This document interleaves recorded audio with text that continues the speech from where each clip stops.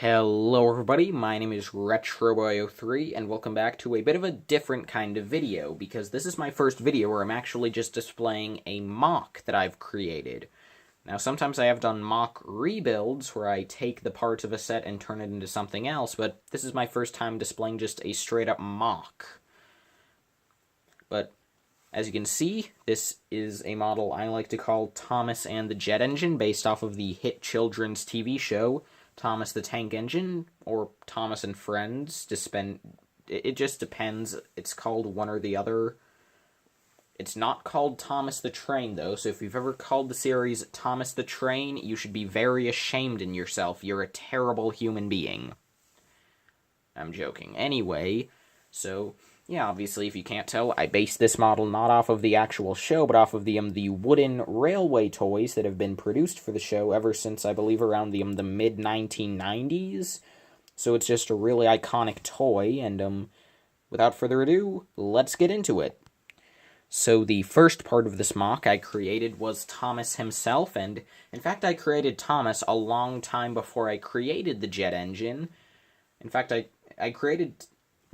first created Thomas and ordered the basic parts I needed for him all the way back in July of last year, which is pretty amazing. I don't know why it's amazing, but I don't know. It's just cool to finally be showcasing this guy with some improvements I have made since then.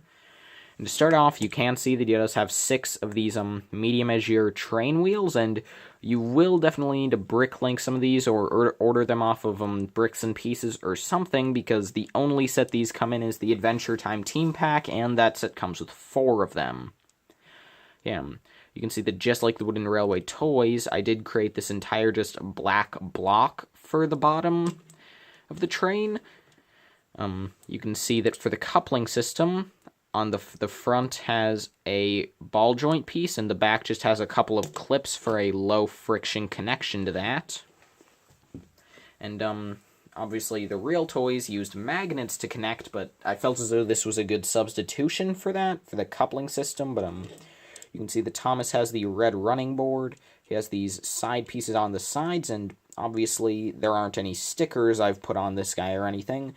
I'm planning on making a follow-up video in maybe a few weeks where I'm going to be customizing this guy. Finally, but you can also see his face up here is sort of this rounded piece. You can see Sonic's funnel is one of the things I've had to do a few different designs of, because what I ended up settling with was this black Technic piece. I guess I don't know what you call this. Is this a bushing? I don't think this is a bushing, but yeah, this is what I ended up with, because this is the most sturdy piece. I mean, my original design actually involved just not having this and just using this Technic pin with studs sticking up, but obviously that's not sturdy. Plus, that piece doesn't even come in black, so this ended up being a better option. But as you can see, there are these 2 gray pieces on Thomas, and those should be blue, but they don't. Well, one should be blue, one should be black, but they don't come in either of those colors. I mean, they came in sand blue in a 100 in a really expensive Nexonite set. So if you have that set, yippee. But yeah, I am also going to be painting these pieces to fix that. But you can see that Thomas does have this nice design for the top of the cabin. I'm pretty proud of this design. It took me a while to get down, and you can see in the back you just have Thomas's little coal tender, and yeah, that's Thomas. Now let's get on to the jet engine. So here we have the jet engine, which is the much simpler of these 2 models, and I chose the jet engine over stuff like Annie or Clarabelle because simply I had the parts to make the jet engine. But also because Thomas and the Jet Engine is probably one of the most iconic episodes of the series, so I thought it would be pretty cool to make. You can see that the coupling system, that the front couplers on this thing are really long out, and that's not me being incompetent. That is actually the actual wooden railway version of this toy also had really long couplings in the front, to the point where on that one there was actually an extra set of wheels here, on the coupling. But I decided not to do that, since I feel as though this looks good enough. But yeah, it should be long like that. You can see that there is sort of also an extension of the wood block behind the last wheel on this one that is also accurate to the wooden railway version of the jet engine, but as you can see, there is some fire coming out of it, and there are these very simple side panels just to hold it in. So there's just some cheese slopes on the back, which I think look pretty great there with it being held in. For the jet engine itself, you have this little red button on top, which is sort of supposed to represent the red switch that was on the actual wooden version of this, because the wooden version of this actually wasn't wooden.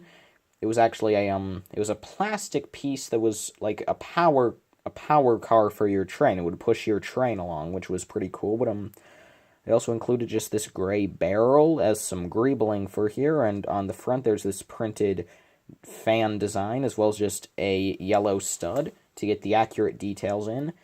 And the jet engine itself can be removed. It's really just attached with this one hollow stud on the astromech droid body.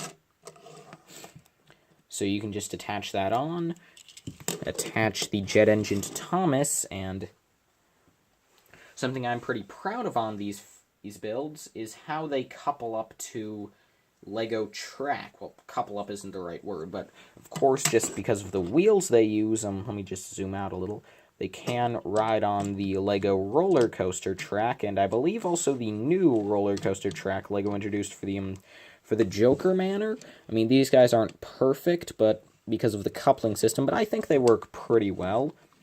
But something I'm pretty proud of is that I did design these guys not to actually be scaled with something else. So if we just turn these guys upside down and we just attach a couple of stacks of clear studs to the bottoms of the vehicles, we can just bring over the Minecraft track system, which is what I designed these guys to work with most of all, because I feel as though the Minecraft track system, when I first got the Nether Railway set that this came with, the track system reminded me a lot of the Thomas Wooden Railway trains, which is actually where I got the inspiration to make this guy in the first place. So, I mean, obviously with those studs, they can key in, and I think they look pretty nice. Like, obviously it's not, again, not perfect. Like, they have a bit of trouble going around turns, but obviously you can fix that by just making a wider turn. But, yeah, I feel as though these guys do still look pretty nice, and heck, even if you don't want to display them on any track, they're still nice to have just as display pieces, because I don't even display them on any track. That's just sort of a bonus. I just display them just on my dresser, because I think they just look really nice, and since I think I got a good system here going, I do have a few other characters I've designed. I've already designed Annie and Clarabelle, and I'm ordering the parts for them soon, and I'm also working on a Diesel 10. Not sure if that'll ever turn out. He's kind of a complex character, but enough about that. Now on to the interesting part, how to build these guys. Okay, so these are all the parts you're going to need to build the bottom of Thomas. To start off, you need this 2x6 plate, followed by 3 of these little axle pieces with these medium measure train wheels attached. And obviously, if you don't have the 2x2 piece, you could just use 2 1x2 axles. Then, you're going to take your light bluish gray ball joint piece. You could paint that black if you want to, but I don't think it's necessary. Then you can take your 2x3 black tile, as well as these 2 1x2 clip pieces, and this could also work if you do a 1x4 tile and 1x2 clip piece with the 2 clips on the side. I don't know, I just chose this design because I don't really know why. But anyway, then you just top this off with a 2x6 tile, and then for Thomas's running board, you just have 6 of these 1x2 tiles in red with sort of the groove on the side. Yeah, don't know why I said that like it was a question, but yeah. So that's the base of Thomas. Here are the parts you're going to need to build Thomas's boiler. So to start off, you need this 2x2 square jumper in medium azure to attach here. Then you also need this 2x2 tile, or 2 1x2s would also work, and With this piece, it doesn't really matter what color it is, since you can just barely see it. I just put it in medium azure to keep consistency, and since you can see it a tiny bit. Then for Thomas's boiler itself, to start off, you're going to need one of these pieces that's a 2x2 round brick with technicals on each side. Now, ideally, you would want this to be painted in a blue color to match up with the medium azure, but I haven't painted it yet, but I will soon. Then you're going to need to attach a 2x2 round plate, as well as a 2x2 round jumper in medium azure. Then on that, you're going to attach this 2x2 round tile with a hole in the middle in black. Another one of these pieces, ideally painted black this time, and then this round, slightly curved tile for Thomas's face. Then you're going to want to take a Technic pin with a stud on one side and a medium azure stud for Thomas's little I don't know what this bit is called actually. The dome, I guess? I don't know.